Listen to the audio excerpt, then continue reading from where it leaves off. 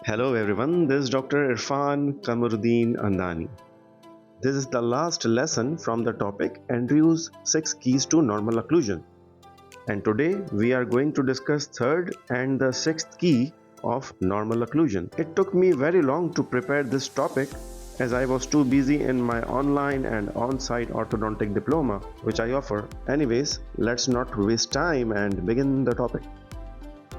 Third and sixth keys are somehow related to each other. Third key is about labiolingual or buccolingual inclination of the teeth. If you remember, the second key was also about the angulation, but it was in mesiodistal plane, while the third key is about labiolingual inclination. Now what does it say? To understand it better, third key can be divided into three components. Firstly, it talks about anterior teeth, according to which upper and lower anterior teeth are at sufficient angulation to prevent their over eruption. What does it mean? In this picture, you can see normal or ideal occlusion, normal canine, normal molar relationship, normal overjet and normal overbite.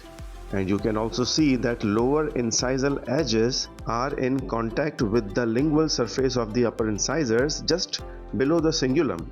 This is a normal occlusion, and due to this contact of lower incisor with the upper, incisors do not over erupt. Therefore, inclination of all incisors or anterior teeth is very important. Let's see, how did Andrew calculate the inclination? He drew an occlusal plane and a line perpendicular to the occlusal plane, which is a reference line. Then he drew a tangent line to the most bulky part of the labial surface of the teeth and measured the angulation between this tangent line and the perpendicular line. And he noticed that in upper four incisors, the gingival end of this tangent line is palatal to the reference line. The terminology he used for this kind of scenario was positive torque. Among all the teeth in your mouth, just 4 incisors in upper arch have positive torque, while rest of the teeth have negative torque. And what is the definition of negative torque? Let's see in the example of class 2 division 2, in which upper incisors are uprighted or lingually inclined. If you try to draw the tangent line here and check the angulation with the reference perpendicular line, here you can see that the gingival end of this tangent line is labial as compared to the reference line. So you can call it a negative torque. Same kind of negative torque is found normally in all the teeth except upper 4 incisors. Now what is the impact of this change in angulation on overbite? Do you know that our teeth have tendency to extrude throughout the life? You must have noticed that whenever you extract a tooth, the opposing tooth always extrude in a couple of months. Why does this happen? Because the opposing tooth does not find any contact or any stop which can stop the over eruption of that tooth. In the same way, since the angulation of upper incisors is disturbed in this case, lower incisors do not find any contact and they over erupt. And simultaneously upper incisors can also extrude. This results in deep overbite.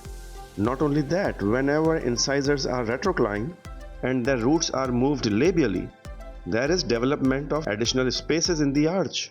In those spaces, upper posterior teeth are mesialized and the relationship becomes class 2 from class 1 that you can see in this clinical picture. The patient has severe retroclination of upper incisors, he has deep bite and molars are in class 2 relationship.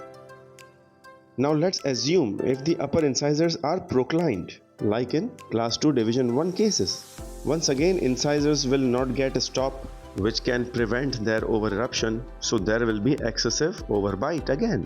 Excessive overjet will also give additional spaces in the arch and the molar and canine relationship again becomes further class 2 as you can see in this clinical picture.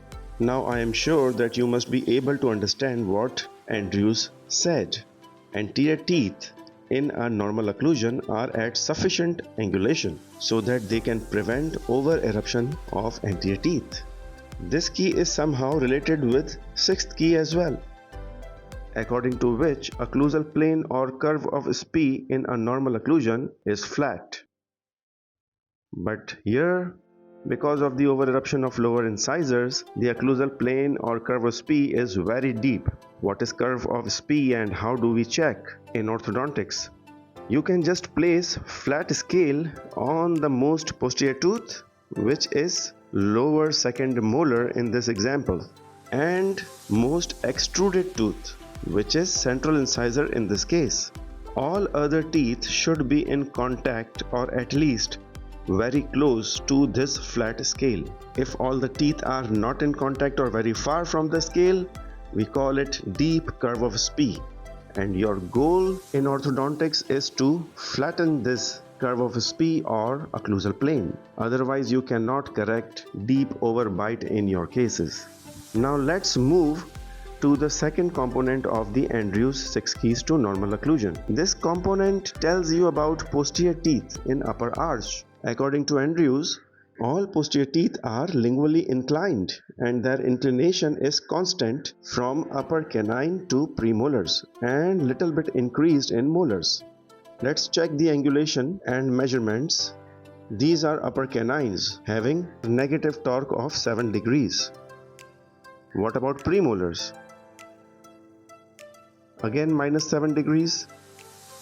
But in molars this angulation is little bit increased and it is minus 9. And now let's read this component of the key, which is regarding upper posterior teeth.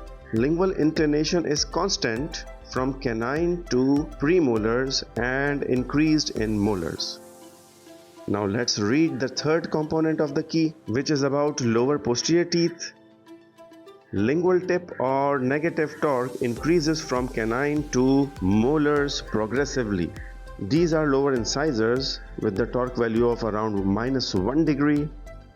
As you move further back to canines, it becomes minus 11.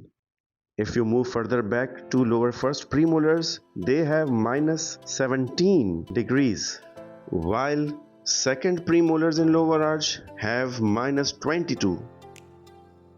First molar in the lower arch has minus 30 and second molars have minus 33 degrees torque values or lingual inclination in an ideal occlusion.